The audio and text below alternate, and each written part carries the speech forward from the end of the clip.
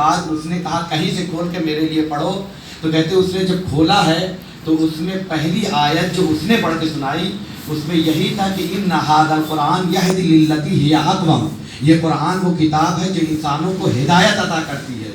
اس نے جب پڑھا کہا بس کافی ہے. ترجمہ کر کے بتایا تو کہا کافی ہے اس کے لیے. اس نے سنا یعنی نیپولین جو اسکالر ہے اور اس کے بعد اپنے سر کو جھکا لیا, گھنٹوں سوچتا رہا اور کہا کتاب بند کر کے رکھ دو اور چلو.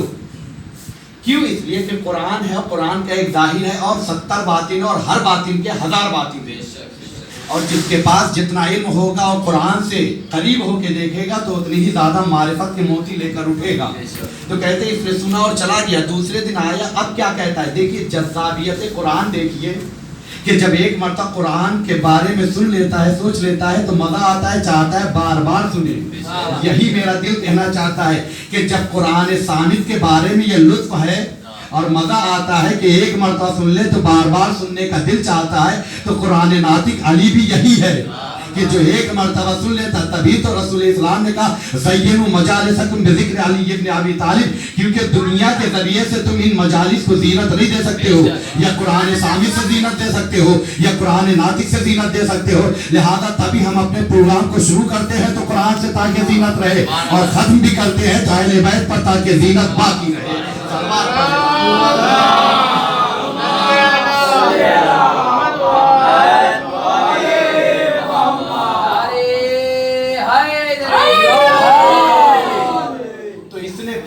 دوسرے دن جب آیا کہا اب کوئی اور کتاب نہیں, وہی کتاب نکالو, اسی کو پڑھو.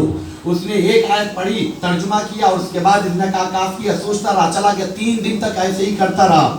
کہتے تیسرے دن اس نے 2 جملے کہے قرآن کے بارے میں. ایک قرآن کی اہمیت کو اجاگر کرتا ہے, ایک مسلمانوں کی بدبختی کی جانب متوجہ کرتا ہے. کہتا کیا ہے؟ کہتا ہے کہ جس قوم میں یہ کتاب ہو پھر وہ قوم کبھی پیچھے نہیں رہ سکتی ہے. اب مجھے کہنے دیجئے کہ اللہ نے ہمیں ترقی کا ہر راستہ دیا ہے, لیکن ہم اس پر چل کر اپنے آپ کو آگے نہیں بڑھا رہے. کیوں؟ اس لیے کہ اپنے آپ کو پیچھے کر دیا ہے. ہمارا پیچھے ہو جانا بتاتا ہے کہ ہم نے قرآن و اہل بیت کے دامن سے اپنے آپ کو دور کر لیا. یہ ایک جملہ ہے کہ جس کے پاس بھی یہ کتاب ہوگی اسے دنیا کے کسی اور علم کے پاس جانے کی ضرورت نہیں ہے, بلکہ دنیا کا ہر علم اس کتاب میں ملے گا. اور دوسرا جملہ کہتا ہے کہ اگر مسلمانوں کو پستی کی طرف لے جانا چاہتے ہو, مسلمانوں کے اوپر حکومت کرنا چاہتے ہو, تو تم ایسا کر دو کہ مسلمانوں اور قرآن کے درمیان جدائی ڈال دو. یہ جملہ اس کا ہے. کہتا ہے مسلمانوں کو قرآن سے دور کر دو تاکہ ان کے اوپر حکومت کر سکے. کیوں؟ اس لیے کہ حکومت اسی وقت کی جاتی ہے جب جاہل ہو, یا قدرت نہ ہو, یا اس کے پاس دولت نہ ہو. اور یہ قرآن انسان کو طاقت بھی دیتا ہے, شجاعت بھی دیتا ہے, دولت بھی دیتا ہے, ہنر بھی دیتا ہے, علم بھی دیتا ہے. تو اگر قرآن سے یہ قریب رہیں گے تو آگے رہیں گے. تو ان کو اور مسلمانوں کو دور کر کے تاکہ ان کے اوپر حکومت کی جا سکے. امام حسین نے نوک نیزہ پہ تلاوت کر کے بتا دیا, دیکھو جان چلی جائے لیکن قرآن سے دوری نہ ہونے پائے. صلوات پڑھ دے محمد.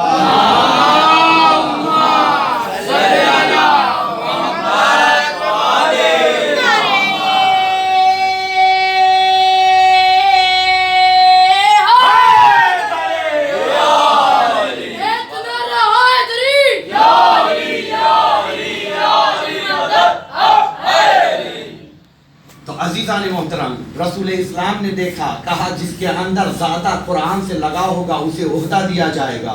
اور اپنی زندگی میں کر کے بتایا ہے, یہاں تک کہ اپنا وزیر بھی بنایا ہے تو اسے بنایا ہے جو آتے ہی قرآن سنا دے. تو آپ سمجھئے, یہ خود بتا رہے رسول اسلام کی سیرت کہ قرآن اگر کسی کے پاس پایا جاتا ہے, اہل بیت اگر کسی کے پاس پائے جاتے ہیں, اور قرآن تنہا کافی نہیں ہوتا ہے. قرآن اسی وقت مکمل ہوگا جب اہل بیت کے ساتھ. رسول اسلام نے کہا کیوں؟ اس لیے کہ قرآن ہے تو اہل بیت ہے, اہل بیت ہے تو قرآن ہے. لہذا کسی نے صرف اگر قرآن کو علی کے مقابلے میں لا کے رکھ کے دیکھا ہے تو علی نے خود کہہ دیا وہ قرآن نہیں ہے, وہ دھوکا ہے. کیوں؟ اس لیے کہ قرآن وہ ہو ہی نہیں سکتا جو در اہل بیت سے ہٹ کر ہو جائے, اور اہل بیت وہ ہے ہی نہیں جو قرآن سے جدا ہو. میں بار بار کہتا ہوں, حسین بار بار یہی کہنا چاہ رہے ہیں کہ دیکھو میں نوک نیزہ پہ اگر قرآن کی تلاوت کرو, بتانا چاہ رہا ہوں کہ چونکہ یزید چاہتا یہ تھا کہ قرآن بھی مل جائے اور رسول بھی مل جائے, तो नोके नेज़ा पर मैं तिलावत करके बता रहा हूँ, कुरान भी जिंदा है, रसूल भी जिंदा है। रसूल कैसे जिंदा? हुसैन व मिन्नी व अना मिनल हुसैन। सलवात पढ़ दे मोहम्मद।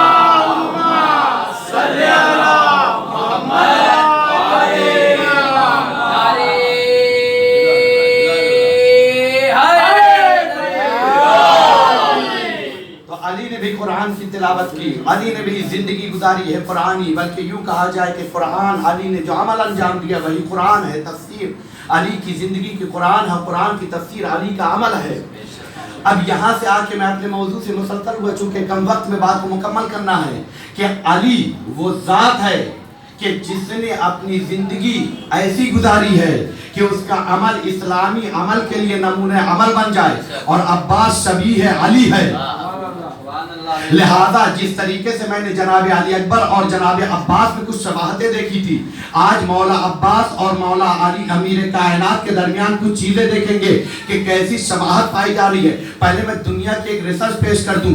याद रख के दुनिया ये कहती है, दुनिया ये कहती है, दुनिया ये कहती है कि एक आदमी का जिस्म के एतबार से, शक्ल के एतबार से शबीह होना बहुत मुश्किल होता है, लेकिन दुनिया में अगर बहुत ज्यादा शबाहतें पाई जाएंगी तो 7 है, 7 से ज्यादा नहीं हो सकती है, लेकिन किरदार में 2 भी मिल जाए तो मुश्किल है। कहते चेहरे के एतबार से शबाहत 7 तक के कायल हैं, लेकिन किरदार में मिल जाए ये बहुत मुश्किल होता है। यहाँ तक के भाई भाई के जैसा नहीं होता है, बाप बेटे की तरीके से नहीं होता है। तभी तो कह देते नहीं होता है, कहते बेटा बाप से चंद कदम आगे, ये खुद बताता है कि ये आगे निकल गया है या पीछे रह गया।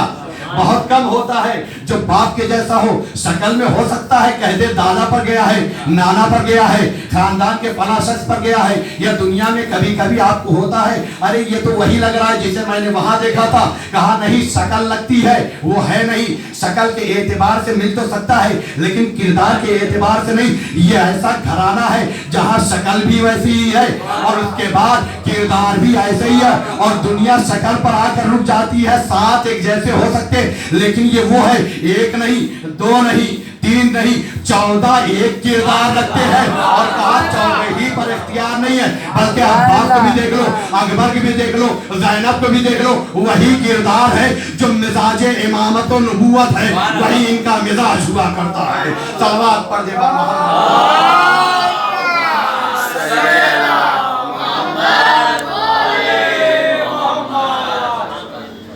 शक्ल से शबाहत रख लेना ये दुनियावी इंसानों का कमाल है, लेकिन किरदार में नहीं होता है। लेकिन अहले बैत वो हैं जिनका किरदार भी एक होता है।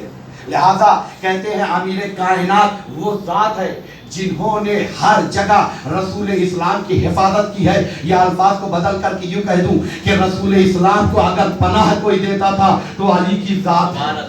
मैंने कहा ये मैं आगे बढ़कर किसी के लिए मुगालता नहीं करता हूँ, क्यों? इसलिए कि रसूल इस्लाम के बारे में मिलता है ताकि हकीकत वाज़ेह हो जाए।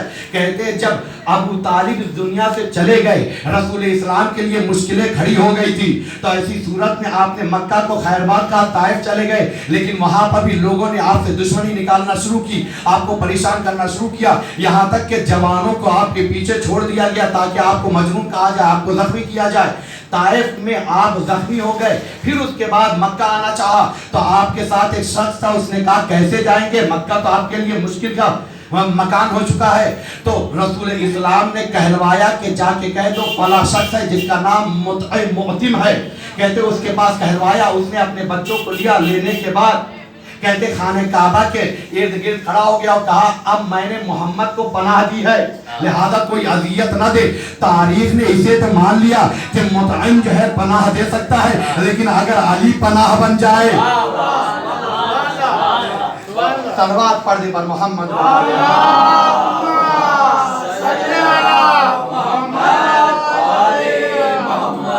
हर जगह चाहे जंगे खैबर हो, चाहे जंगे खंदक हो, चाहे जंगे नहरवान हो, चाहे बिस्तर रसूल जहां हो, अली ने रसूल की हिफाजत की है। हिफाजत किसे कहते हैं? हम कुरान के सूरे पढ़ते हैं, कहते कुल औज़ु बिरब्बिन नास, औज़ु बिरब्बिन नास यानी क्या, हम अल्लाह की पनाह चाहते हैं। पनाह यानी क्या, कहते हैं बारिश हो रही हो, आप अम्ब्रेला या छतरी लेकर निकल जाइए, तो ये क्या करती है, जब आप खोलेंगे बारिश तो नहीं रुकती है, बारिश हो रही है, लेकिन आप बारिश के कतरात से महफूज हो जाते हैं, वो आपके लिए सिपर बन जाती है, आप महफूज हो जाएंगे। तो मक्के वालों ने अपना जुल्म नहीं छोड़ा था, बल्कि रसूल इस्लाम के ऊपर वैसे ही जुल्म करना चाहते थे, लेकिन कभी अबू तालिब बीच में सिपर बन के रहते थे, कभी अली बीच में सिपर बन के रहते थे। इसे पनाह कहा जाता है, इसे पनाह का। और करीब ले जाऊं, पनाह किसे कहते हैं, याद रखिए दुनिया में दावतों का रवाज बहुत हो चुका है और होना भी चाहिए, लेकिन याद रखिए रसूल इस्लाम ने कहा चंद जगह बताइए जहां पर ज्यादा दावत के लिए और वलीमे के लिए हुक्म है। उसमें से एक ये है कि जब बच्चे की शादी हो, जब बच्चे का खतना हो, जब इंसान ज़ियारत पर जाए, चूंकि मस्जिद ज़ियारत की है, कहते हैं ज़ियारत पर जाए या ज़ियारत का प्रोग्राम हो तो वहाँ तबर्रुक और वलीमा हो सकता है, ये वो जगह है जहाँ पर। लेकिन फिर भी हमारे यहाँ ये कि बंदे मोमिन को भूखा नहीं रहने देना चाहिए, पूछ लेना चाहिए अखलाकी तौर पर, कहते ये दावत होती है या नहीं होती है।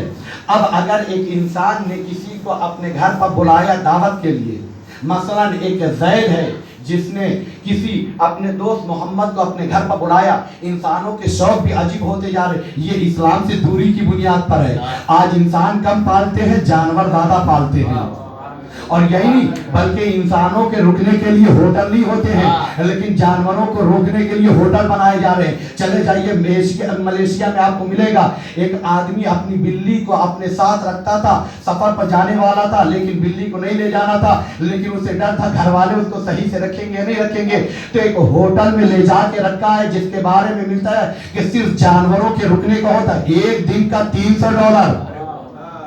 और कैसे, बिस्तर भी वही मखमली, खाना भी वही, या यूं कह दे कि उसकी खिदमत के लिए भी इंसान लगे हुए। तो मुझे कहने दीजिए, जब इस्लाम से इंसान दूर होता है तो इतना गिर जाता है कि जानवरों की खिदमत करने लगते हैं। ना समझ में आए तो पता चलेगा, आप चले आइए करबला में यजीद जैसे कुत्ते की पर्दे पर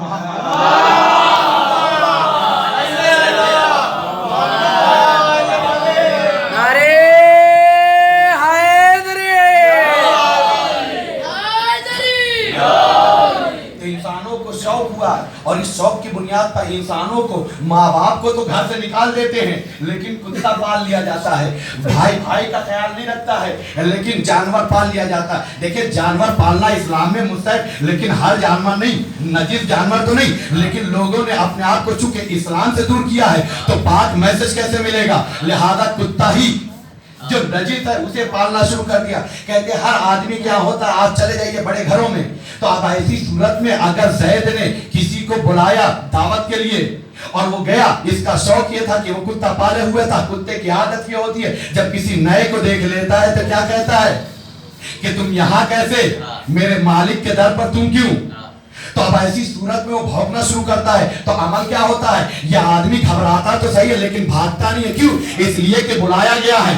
तो क्या कहता है, मालिक मकान को बुलाता है और कहता है आओ बचाओ, तो अब कहा जाता है यानी मालिक मकान के जिसने बुलाया है उसकी पनाह में जाता है। कुत्ता अभी भी भौंक रहा था, लेकिन जब मालिक ने मना कर दिया है तो फिर अब उसको अजियत नहीं हो सकती है। मुझे कहने दीजिए कि उस मक्के के लोग,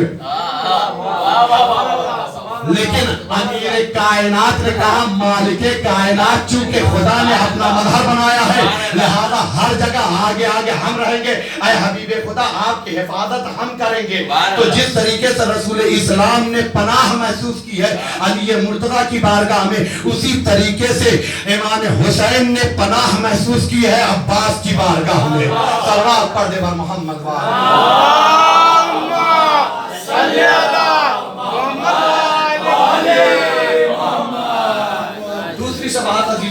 याद रखिए मौलाए कायनात के बारे में फख्र के तौर पर मौलाए कायनात ने बयान किया है। आप जाइए कुरान में एक सूरा है जिसे सूरह तौबा भी कहा जाता है, इसकी कुछ आयतों को तबलीग के लिए पहले को भेजा, दूसरे को भेजा, लेकिन नहीं जा पाए। मौलाए कायनात को भेजा गया, कहते तन्हा गए थे, बाद लोग तो बहुत को लेके गए थे लेकिन नहीं कर पाए, लेकिन अली अकेले गए और जाने के बाद तबलीग करके आए हैं। तो कहा जैसे अली गए, चूंकि रसूल इस्लाम ने कहा था तबलीग की اور چلے آئے. جیسے اکیلے علی گئے ہیں, کسی کو ساتھ میں نہیں لیا. کیوں؟ اس لیے کہ شجاع ہے. تو یہی شباہت عباس کے اندر بھی پائی جا رہی ہے. جب شب عاشور امام حسین نے کہا عباس ایک رات کی مہلت لے لو, عباس نے کسی کو ساتھ میں نہیں لیا. دشمن کے لشکر میں جا رہے ہیں تو بتانا یہی چاہ رہے ہیں. وہ اور ہوتے ہیں جو دشمنوں سے متاثر ہو کر ساتھی تلاش کرتے ہیں. عباس وہ ہے کہ دشمنوں کے قلب میں بھی گھس جائے گا تو ان کے اوپر اثر چھوڑ آئے گا. صلوات پڑھنے پر محمد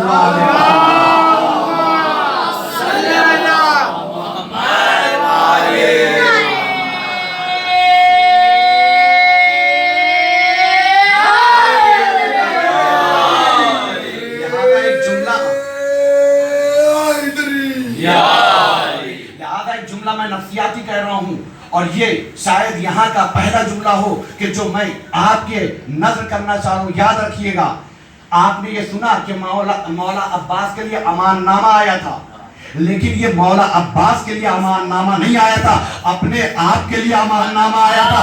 یاد رکھیے, یہ جملہ بہت قیمتی ہے. اگر یہ سمجھ گئے تو حقیقت عباس سمجھ میں آ جائے گی. آپ دیکھیے, جب کوئی ٹیم بہت اچھی ہوتی ہے, اس کا بہت اچھا بولر ہو تو کیا کرتے ہیں, وہ انجرڈ ہو جائے تاکہ ہماری ٹیم جیت جائے. کہتے یہاں پر چونکہ عباس نے لکیر کھینچ کر شجاعت بتا دی تھی, کسی کی ہمت ہو نہیں سکتی تھی, تو عباس کو امان دینے کے لیے نہیں آئے تھے بلکہ اپنے آپ کو بچا لیا جائے, اس لیے عباس کو لینے آئے تھے. صلوات پڑھنے پر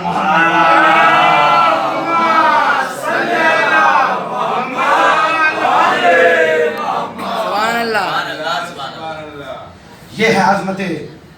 یہاں تک کہ چونکہ وقت نہیں ہے, بس میں بات کو سمیٹ رہا ہوں, شباہتیں بیان کر رہا ہوں. ایک شباہت یہ ہے کہ رسول اسلام کی زندگی کو آپ اٹھا کے دیکھ لیجئے. رہتے تو بہت صحابی تھے رسول اسلام کے پاس, بہت صحابی اٹھتے بیٹھتے, بلکہ یوں کہا جائے کہ لوگوں کو تکلیف ہوتی تھی, یہ کیوں ہے ہمیں وہاں تک پہنچنے نہیں دیا.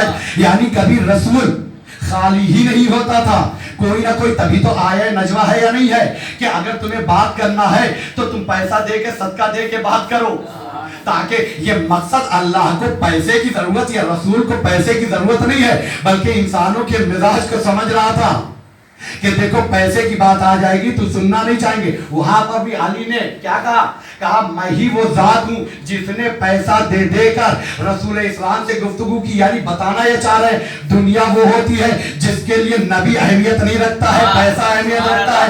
علی وہ ہے جس کے لیے نبوت اہمیت رکھتی ہے, چاہے علی کو پورا دنیا کو رسول کے قدموں پر ڈالنا پڑ جائے. یقین نہ آئے, علی نے عمل کر کے بتایا, لیکن شاید تاریخ کو پتہ نہ چلا ہو تو حسین نے کربلا میں سب کچھ لٹا کے بتا دیا.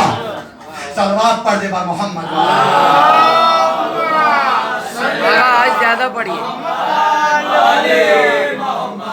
عزیزو, یہ ملتا ہے کہ جب بھی رسول اسلام کے پاس کوئی مسئلہ آتا تھا, رہتے بہت تھے, لیکن آپ نے تاریخ میں دیکھا ہوگا جب بھی کچھ ہوتا تھا کہتے تھے علی یہ کرو, علی یہ کرو, علی اس طرح. یہاں تک کہ اگر دعوت بھی کرنا ہے تو نشیرہ کی تو علی, اگر جنگ کرنا ہے تو علی, کہیں جانا ہے تو علی. یا رسول اللہ اتنے لوگ ہیں, کہا دیکھو لوگ تو بہت ہے لیکن باب الحوائج ایک ہی ہے.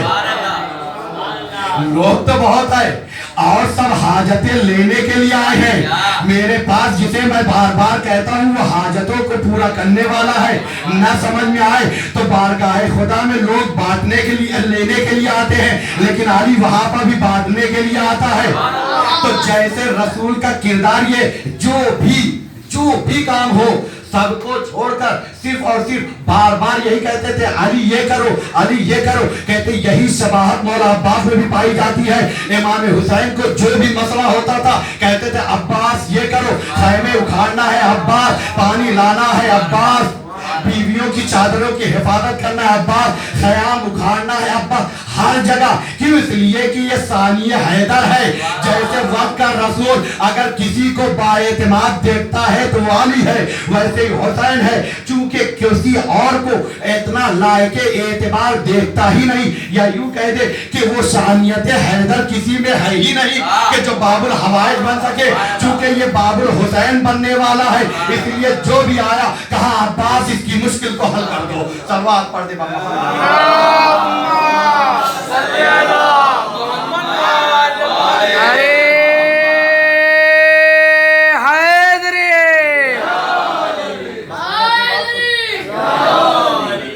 समेटा बहुत सी चीजें हैं, बहुत सी बातें हैं, लेकिन चूंकि ये ज़बात ऐसी हैं, हर फजीलत को देखा जाए, हर एंगल से देखा जाए तो ये बाकमाल है। इरशाद आगा इरशाद। लेकिन चूंकि वक्त साथ नहीं दे रहा है, आखिरी वजह शबाहत कहते हैं अमीर कायनात के बारे में मिलता है कि अमीर कायनात दुश्मनों के नरहे में रसूल इस्लाम की हिफाजत करने के वास्ते बिस्तर रसूल पर सो गए। ये अगर शबाहत पाई जा रही, दुश्मन बहुत थे लेकिन फिर भी दुश्मन से घबराए नहीं।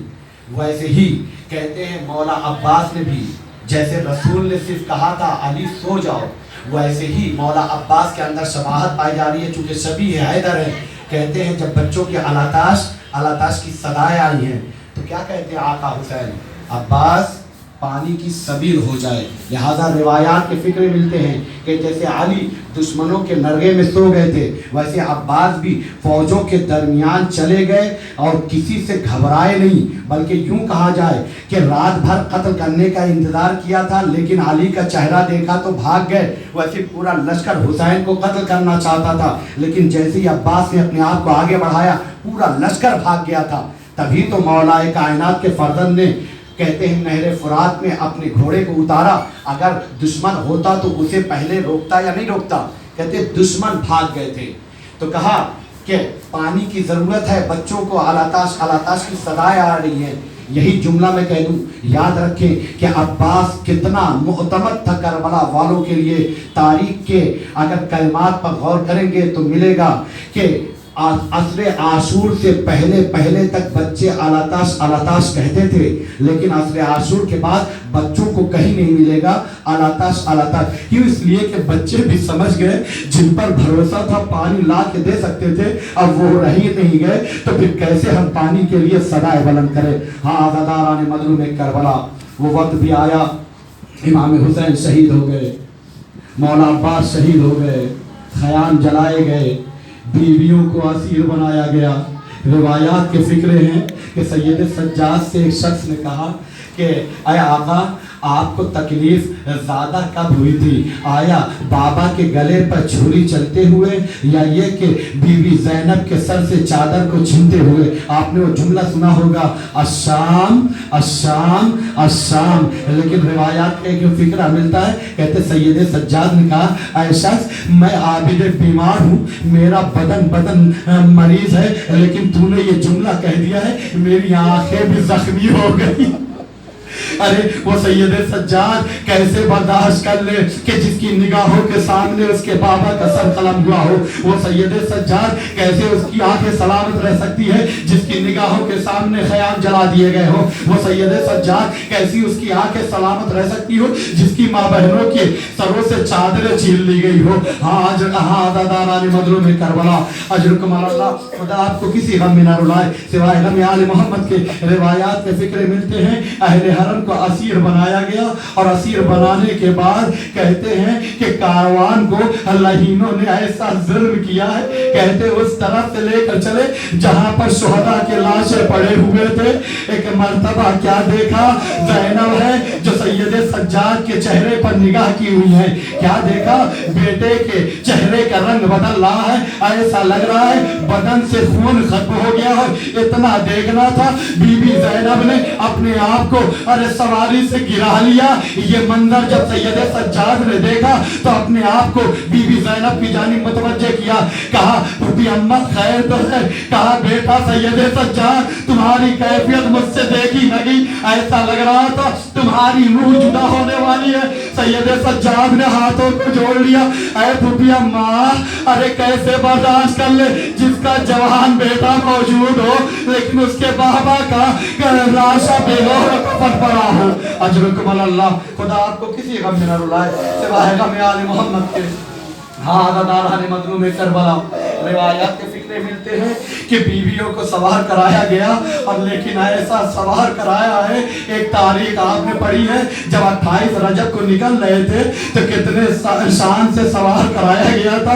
ऊँटों की महमिलें मौजूद, ऊँटों के कजावे मौजूद, लेकिन हाय रे गुरबात, अरे ऊँटों के कजावे भी नहीं और ऊँटों की महमिलें भी नहीं है, सवार कराने वाले भी अब्बास अकबर नहीं है। लिहाजा रिवायात के फिक्र मिलते हैं, जब जनाब ज़ैनब के सवार होने की बात आई और वक्त आया तो एक मर्तबा मक्तल की तरफ रुक किया, अरे भैया अब्बास, अरे अकबर, अरे लेकर चले थे तो बड़े साथ से चले थे, लेकिन अब तुम्हारी बहन ज़ैनब, अजरुकुम अल्लाह, अजरुकुम अल्लाह, खुदा आपको किसी गम में न रुलाए। बस आखिरी बात, मैं नसीहती बात कहना चाह रहा हूँ, जरा एहसास कीजिएगा ताकि आपको महसूस हो कितना जुल्म हुआ है अहले बैत पर। आपने सुना होगा कि करबला की जमीन इतनी तप रही थी, रेत इतनी गर्म हो चुकी थी कि अगर दाना डाल दिया जाए तो भुन जाता, इतना गर्म था। कहते पत्थर और लोहे के बारे में मिलता है कि जब धूम में डाल दिया जाता है वो गर्म हो जाता है, सूरज डूब भी जाए ना तो वो गर्म ही रहता है, उसकी हरारत रात की तारीकी तक भी बाकी रहती है। अरे जरा अगर ये जहन में आ गया तो तसव्वुर करे, ये बीवियां और सैयदे सज्जाद के बारे में मिलता है कि सैयदे सज्जाद सिर्फ असीर नहीं बनाए गए बल्कि गले में ताज, पैरों में बेड़िया है और ये भी लोहे की है। रिवायात कहती है, नफ्सियात से जरा आप आके देखे ना, कहते हैं कि सैयदे सज्जाद को सिर्फ दिन की गर्मी नहीं बल्कि रात में भी, अरे ये बेड़ियां दिन में गर्मी से जब हरारत पैदा कर लेती थी, इतनी गर्म हो जाती थी कि सैयदे सज्जाद को रात भर दी